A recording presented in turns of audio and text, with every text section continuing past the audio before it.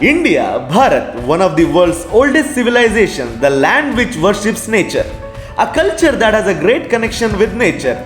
India is the land of seekers who have continuously tried to explore the real science behind ours and this nature's existence in the right way for the benefit of mankind.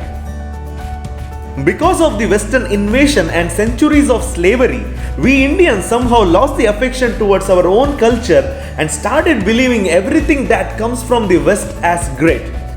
There is no activity in our ancient culture without a connection to nature and science.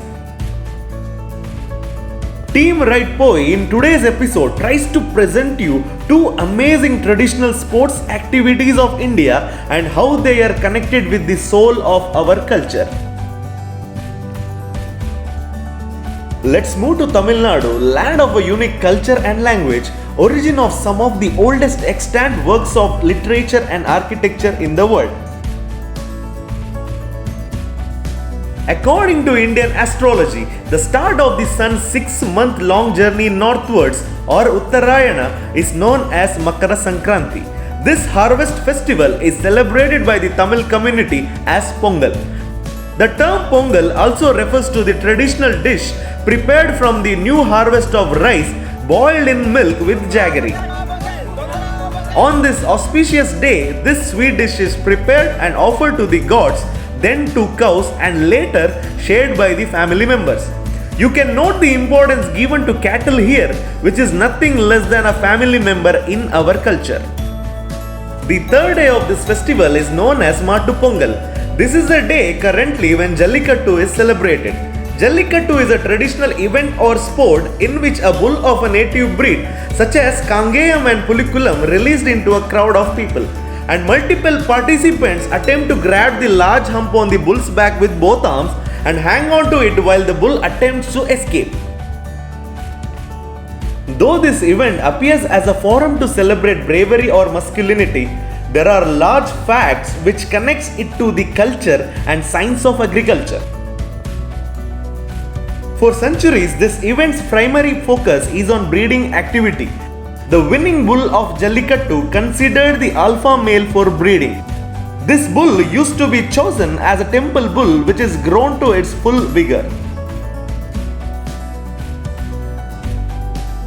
If you look at the entire world, bulls or cows generally categorized into two major divisions, Bos indicus and Bos taurus. Bos indicus is typically a native breed of India or of South Asia to be exact. Bos taurus category generally referred to Frisian, Swiss brown, Jersey breeds of the Americas and Europe. The significant difference between these breeds is the type of milk it yields. Indian breed yields A2 type of milk, whereas Jersey or European breeds yields A1 type of milk. Interesting fact here is, as per EFSA studies, A1 milk or Jersey milk contains BCM7, which is not suitable for kids, whereas A2 milk or Indian breed milk is free of BCM7 that makes it healthy, and that is the reason why this milk is widely accepted all over the world. In the name of animal cruelty, there were several attempts judicially by international animal welfare organizations to somehow stop Jallikattu so that they can reduce the number of these breeds and promote A1 milk more and more.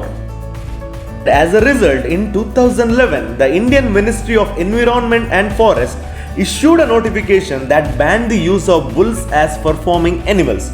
On 7th May 2014, the Supreme Court of India bans the Jallikattu altogether. This ban was a shock for everyone, and it also affected other agricultural sports activities associated with bulls such as Rekla, Belgadi of Maharashtra, and one more famous sport of coastal Karnataka, Kambala.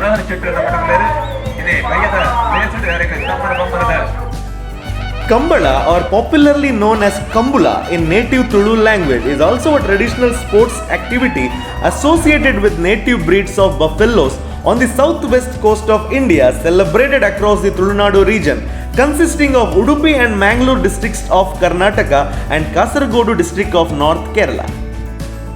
Kambala, the word derived from Kampakala, means a slushy muddy field. Kambala is a race where buffaloes are driven by a whip-lashing farmer. 1,000 years ago, it started as a ritualistic aspect to please the god, where farmers used to race their buffaloes, which helped them in having a good harvest. Later, transformed into an entertaining sports event where families and villages started competing against each other in different categories. On modern day, it became an organized rural sport with elaborate planning and scheduling to accommodate competitions at different places through an organizing committee. Today, there are several categories of Kambala such as Nair, Ballu, Addapalai, Kanepalai, significantly described by the outfitting of the buffaloes.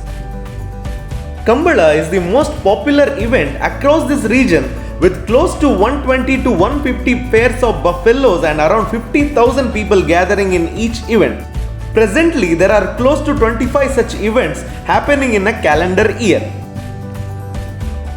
The racetrack of Kambala is typical of around 120 to 160 meters in length and 8 to 12 meters in width.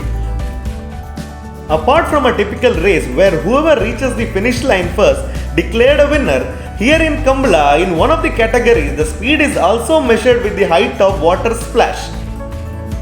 This is an interesting category known as Kanepalai. Here the farmer stands on a wooden block on one leg. It has two holes through which water gushes out while running. The height of the muddy water splashed will determine the winner. The more the speed, the more the height. This is measured by benchmarking white cloths tied at different height across the racetrack.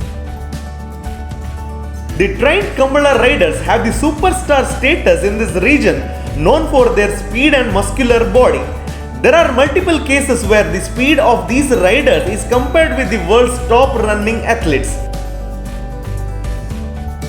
Just like Jallikattu, Kambala also plays a significant role in the agriculture and tradition of this region. When Jallikattu and Kambala was banned after a legal process in the Supreme Court between 2011 to 2014, the reason given was animal cruelty or beating of bulls by the farmer. But if you look at the other and real part of the story, for a farmer, these bulls are not less than a family member. We can literally see them in family photos. From periodic feeding of nutritious food to oil massage, from air-conditioned atmosphere to swimming facilities, these bulls get a treatment of a king, status of a hero. The day when these bulls proceed for Kambala or Jallikattu is more than a festival.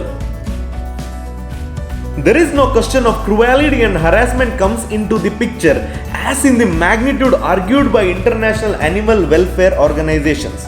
As we explained in the beginning, these bulls or buffaloes have been known for their vitality since ages, and they are a major source of continuation and conservation of these native breeds.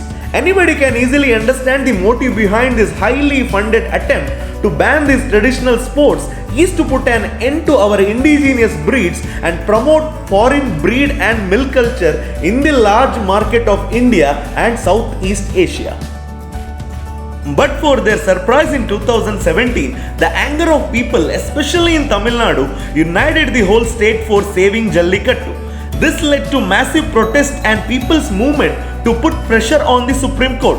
This in turn also led to rising voice from coastal Karnataka to save Kambala.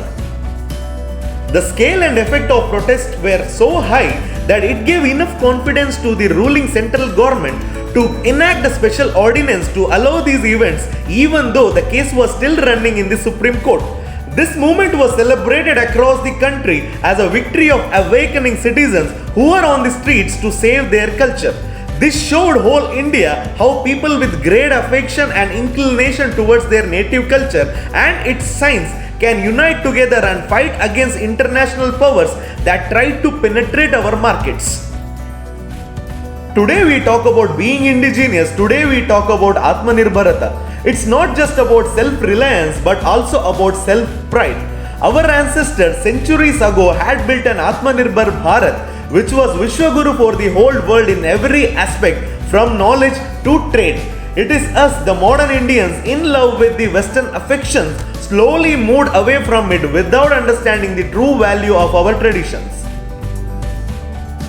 These two sports and struggle behind saving them should be an eye-opener for everyone.